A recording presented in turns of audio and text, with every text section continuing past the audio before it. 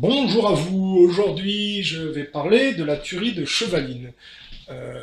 La tuerie de Chevaline pose des questions, si vous voulez, parce que ça s'est passé en Savoie, hein, près d'Annecy, et pour comprendre, il faut avoir aussi une vision globale de la chose. Ça intervient dans la dislocation de l'Irak par une guerre qui est une imposture déclenchée par les États-Unis sous de faux prétextes. Hein. La guerre en Irak de George Bush, le prétexte était les armes de destruction massive de prétendument détenues par Saddam Hussein et la prétendue implication de Saddam Hussein dans les attentats du World Trade Center.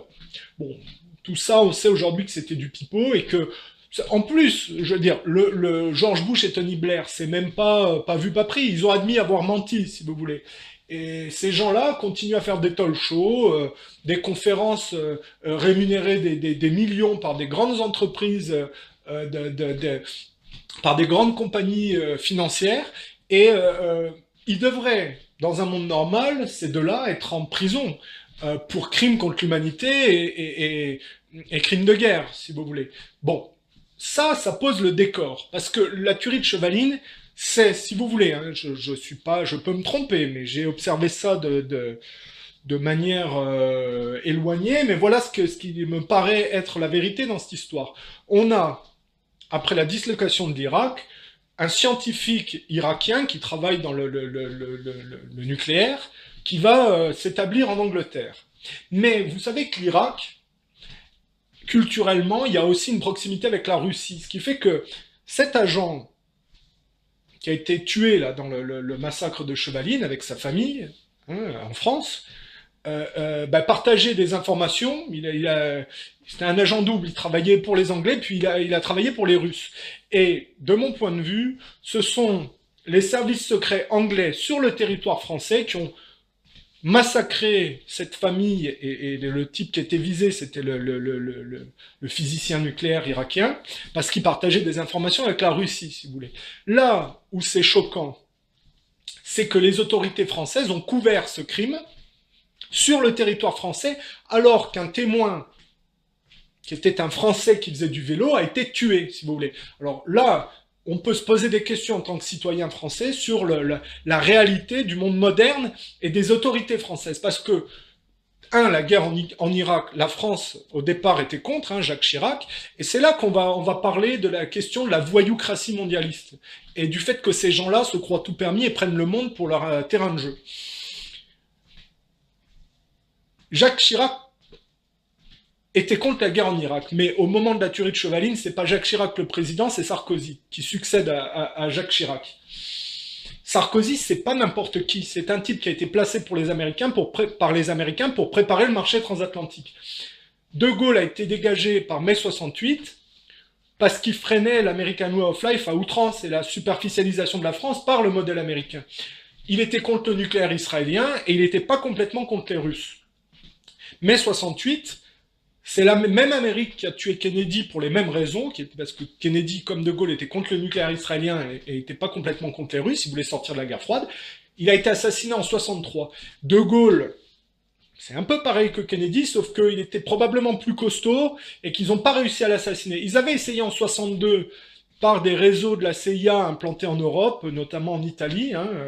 D'ailleurs, c'est les mêmes qui sont impliqués dans l'assassinat de Kennedy qu'on retrouve dans la tentative d'assassinat de De Gaulle. Regardez le profil de Clay Shaw et de Mortimer Bloomfield. Les deux types, on les retrouve dans l'assassinat de Kennedy, et De Gaulle les vire en 62 la compagnie Permindex et Centro Mondiale. Il vire ces compagnies qui étaient des paravents de la CIA, de Suisse et d'Italie, parce qu'ils se rendent compte qu'ils sont en train de mettre en place une tentative d'assassinat contre lui. Et on retrouve les deux, là, Clay Shaw et puis Mortimer Bluefin, dans l'assassinat de Kennedy. Les deux sont pro-israéliens, proches des services anglais, israéliens, américains et de la CIA, hein, et des services de secrets britanniques. Donc, on a, dans l'assassinat de Kennedy et dans l'éviction de De Gaulle, une mouvance sioniste, anti-russe, on est à l'époque de la guerre froide, qui se débarrasse de tous les gens qui freinent leur projet hégémoniste, si vous voulez. Mai 68, ça va donner Sarkozy et Hollande. De Gaulle voyant après, pendant la guerre du Vietnam que les Américains s'enlisent et que le modèle américain est en train de partir à volo, va rapatrier l'or français avant que le couplage or-dollar ne se transforme en dollar-pétrole. Tous les pays, tous les autres pays qui ne le voient pas se font subtiliser leur or par les Américains, sauf la France et peut-être d'autres pays, avec De Gaulle qui voit le coup venir, si vous voulez. Sarkozy, quand il est ministre de l'économie en 2004, qu'est-ce qu'il va faire? Eh ben, il va revendre l'or que De Gaulle avait planqué aux Américains pour une bouchée de pain. C'est là qu'on voit que tout est lié. Ça va même plus loin, puisque dans l'assassinat de Kennedy, au financement, on a un type de l'opposition politique, parce que Kennedy voulait faire payer des impôts aux riches industriels qui utilisaient les facilités au niveau des taxes pour financer les concurrents de Kennedy. Donc Kennedy voulait faire le ménage à ce niveau-là.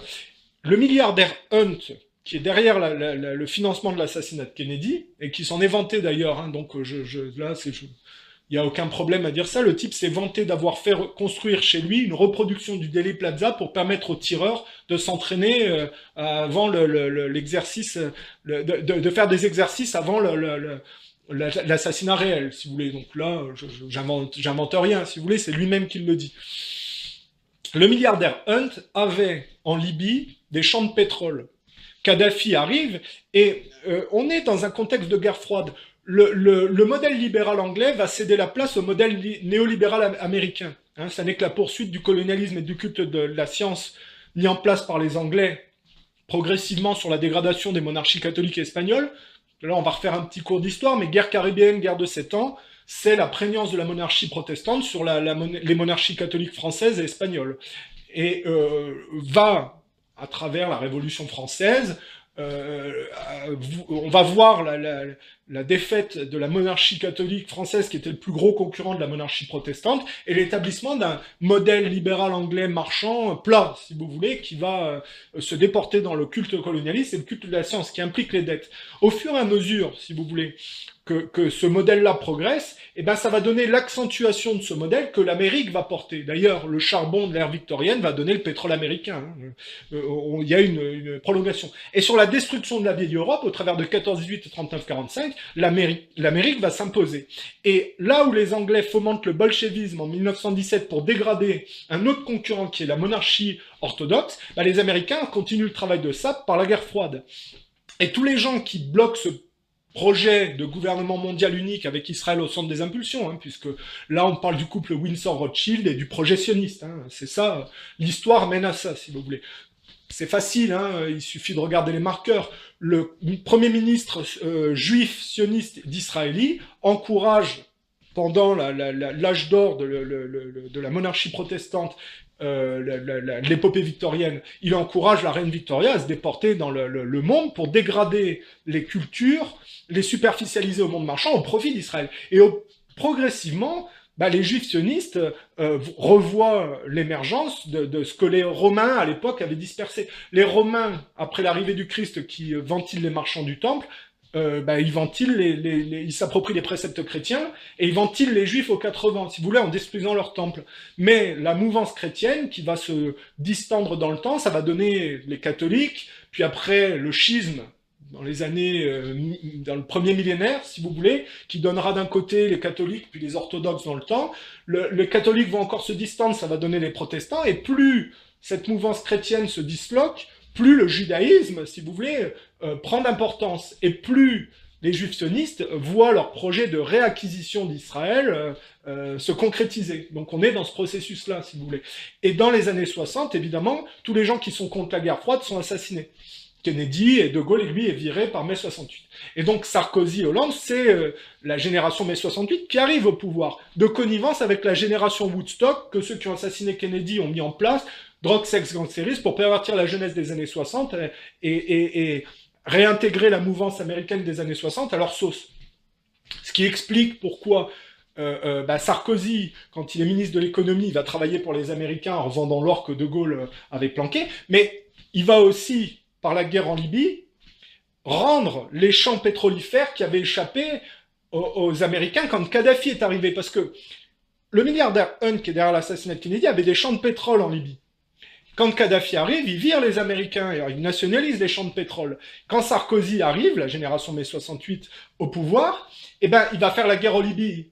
pour les Américains avec l'argent des Français, et par déportation, dans le temps, les djihadistes vont revendre le pétrole libyen aux Américains de manière détournée.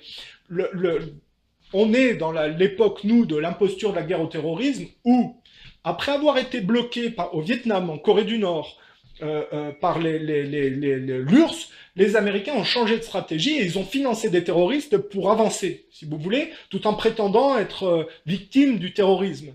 Hein, on est dans une schizophrénie américaine qui aujourd'hui est démasquée. Hein. On voit en Syrie, ils financent Daesh, Al-Qaïda contre Bachar al-Assad pour le faire tomber au profit d'une... Ce qu'ils voudraient, c'est que les pays arabes soient sur le modèle de l'Arabie Saoudite, totalement sioniste, si vous voulez. Tous les pays qui sont issus des sphères de l'influence de l'ex-URSS sont dégradés. D'ailleurs, quand je parle de la guerre en Irak, ben on a un leader, Saddam Hussein, qui a été mis en place par la CIA pour dégager le modèle collectiviste d'avant, mais Saddam Hussein, tout en étant financé par la CIA, est pro-palestinien et pas encore assez superficiel. Et il refuse que l'Irak soit une sorte d'Arabie Saoudite par rapport aux Américains. C'est pour ça qu'ils essayent de le dégager dans les années 90 avec George Bush le père, juste après que l'URSS soit tombée. Hein. Les Américains se vengent de la défaite au Vietnam, en Afghanistan, en finançant les talibans pour faire partir les Russes. Et progressivement, par les mouvements de mode, l'URSS s'est dégradée de l'intérieur. Ce qui fait que dans les années 90, Gorbatchev s'en va et il y a les néolibéraux, les oligarques à l'américaine qui pillent le pays, si vous voulez. Il y a eu un sursaut avec Poutine et à l'époque de la guerre en Irak, ben Poutine, comme Jacques Chirac, est contre la guerre en Irak, si vous voulez.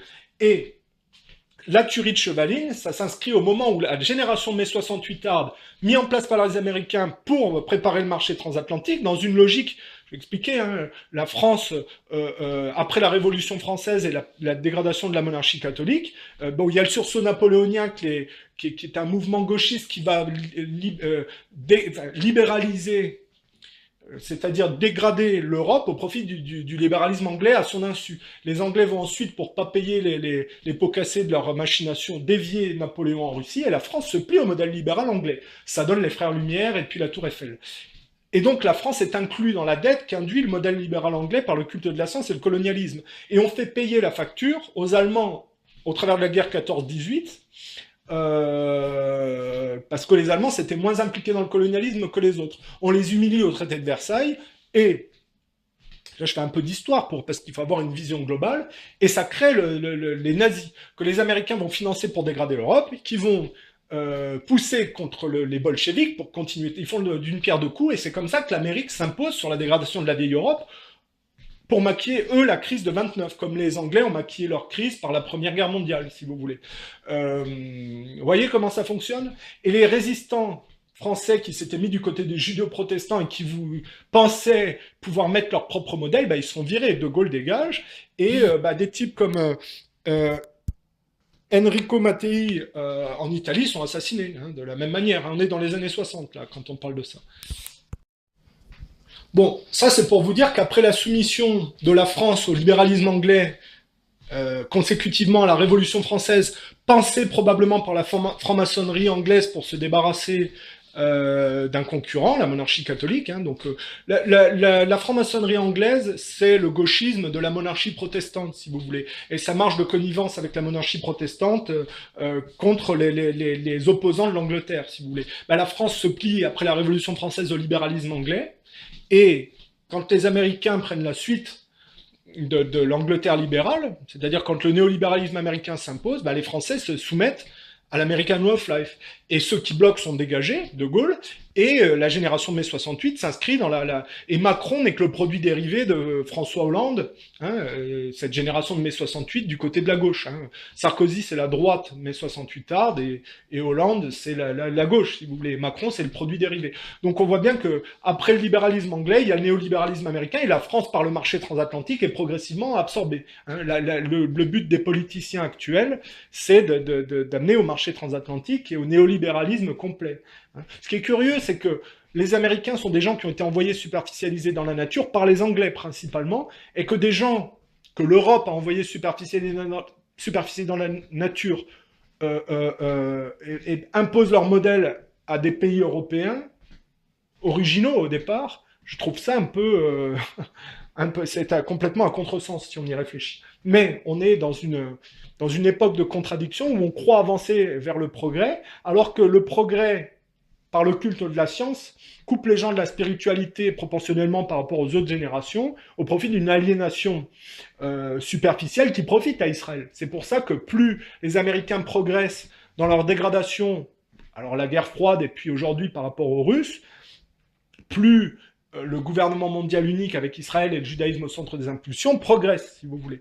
Et dans le meurtre de Chevaline, eh ben, on a, après la dislocation de l'Irak, un scientifique irakien qui habite en Angleterre, qui est un agent double et qui partage ses informations avec la Russie, qui est assassiné en France, et dont la famille de ce scientifique est assassinée en France, et un témoin, un Français qui faisait du vélo, est assassiné parce que, ben voilà.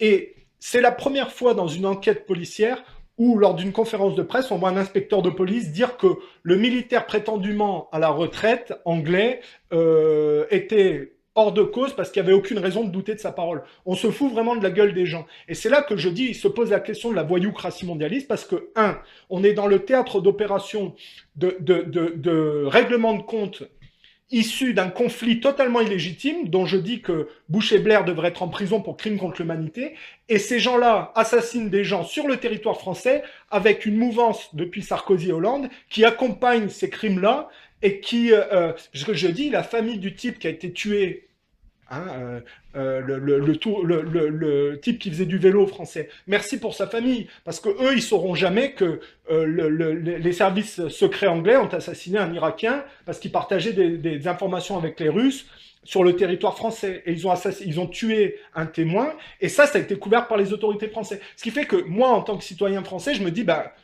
les droits des Français sont totalement bafoués par la voyoucratie mondialiste qui prend le territoire français pour son aire de jeu, si vous voulez. C'est scandaleux, c'est assez insupportable d'un point de vue de citoyen français. Je vous rappelle que les fonctionnaires français sont censés être au service des citoyens. Il y a des droits, il y a des devoirs, mais il y a surtout des droits des citoyens. Et les droits des citoyens, c'est d'être protégés sur leur territoire, notamment... Je ne vais pas raconter l'histoire du conflit entre Français et Anglais, mais que des Anglais viennent foutre le bordel en France et tuer des Français, et que ce soit couvert par les autorités françaises sous prétexte que ce soit des gauchistes, c'est assez insupportable. Et je dirais que, évidemment, je parlais de l'imposture de la guerre au terrorisme tout à l'heure, où le groupe atlanticioniste finance des terroristes tout en prétendant en être victime pour progresser au détriment des experts d'influence de l'URSS ou des pays socialistes soviétiques. Mais aujourd'hui, c'est tout à fait ça. On assassine des Français en montant des cellules terroristes avec des islamo-racailles, on va dire des faux musulmans qui vont être un épouvantail utilisé contre le monde musulman, c'est-à-dire qu'on va utiliser des jeunes d'origine maghrébine, bien souvent, qui sont américanisés dans le mode de la voyoucratie américaine, et qui vont être stigmatisés en tant que musulmans parce que les autorités françaises sionistes, gauchistes, issues de mai 68, sont aux ordres d'Israël. Et il faut faire croire aux Français que le monde musulman, c'est un peu les Palestiniens contre les Israéliens. Donc on utilise des islamo-racailles gangstérisés à la sauce américaine, sur qui on fait porter la responsabilité on fait croire que ces gens-là sont des musulmans. Et les gens sont induits en erreur et sont montés contre les vrais musulmans de base qui ne demandent rien à personne. Voilà. Et tout ça... il faut en avoir conscience parce qu'on vit dans des voyoucraties globalistes qui fonctionnent sur le mensonge, l'inversion accusatoire, et qui utilisent les apparences, c'est-à-dire le costume de fonctionnaire, pour faire leur trafic. Moi, la dernière fois que j'ai été interrogé par les services de police, dans le cadre d'une enquête où j'avais porté plainte, le type qui m'interrogeait avait des dreadlocks. Je ne sais pas si vous vous imaginez le message véhiculé par un flic qui, en plus, alors que vous portez plainte, essaie de vous intimider. Et le message adressé par les autorités françaises, quand on a un type qui vous interroge et qui est un flic avec des dreadlocks, je ne sais pas si vous imaginez. On a des gauchistes aujourd'hui en uniforme qui couvrent les crimes mondialistes avec une imposture des fonctionnaires, pas tous, hein, mais il y a une partie des fonctionnaires, ce sont des gens totalement soumis au système sioniste. Voilà. Et c'est triste. La France n'est pas un théâtre de jeu pour ces gens-là. Il y a la fonction administrative, des devoirs de protéger le citoyen français, les droits des Français. Et Je voulais parler de la tuerie de Chevaline et la replacer dans l'imposture de la guerre en Irak et de la posture de la guerre au terrorisme, où des citoyens français, ben, vous allez à Nice, vous pouvez être renversé par un camion parce qu'il y a un type désespéré à qui on a promis du fric, qui s'est suicidé en tuant des gens parce que c'était bon pour Israël et que les autorités françaises couvrent ça et que les policiers français couvrent ça. Il n'y a qu'à voir l'enquête de police qui a couvert les caméras, les trucs comme ça. Ah tiens, il y a à chaque coup un détail qui montre que c'est les autorités françaises qui sont derrière ça. Je ne vais pas raconter d'histoire. Sous Sarkozy, Hollande, les services français ont mis en place des cellules terroristes pour aller dégrader la Libye et la Syrie. Quand les Russes ont bloqué, on a utilisé ces cellules terroristes pour les monter contre les Français, pour faire croire au clash des civilisations sur le modèle palestino-israélien. En réalité, ce sont des islamo-racailles sauce américaine qu'on a manipulés et à qui on fait porter le rôle d'épouvantail de l'islam, si vous voulez. Et malheureusement, l'ambiguïté du monde musulman fait que ces gens-là tombent totalement dans le piège, si vous voulez, que nombreux Français sont aussi tombent dans le piège. Voilà. Alors, le problème des Français, ce ne sont pas les musulmans, les vrais musulmans qui tiennent leurs préceptes droits et qui essayent de s'intégrer. Le vrai problème des Français, c'est l'islamo-racaillisation de jeunes en déshérence par le mouvement sioniste, pour répandre un clash des civilisations. Il faut aujourd'hui faire l'effort de comprendre la voyoucratie globaliste pour comprendre le cirque dans lequel on vit. Voilà. On a des gens, pas tous, des fonctionnaires qui sont finalement des sionistes, qui utilisent le costume de fonctionnaire pour maquiller leurs crimes. Et ça n'est pas acceptable.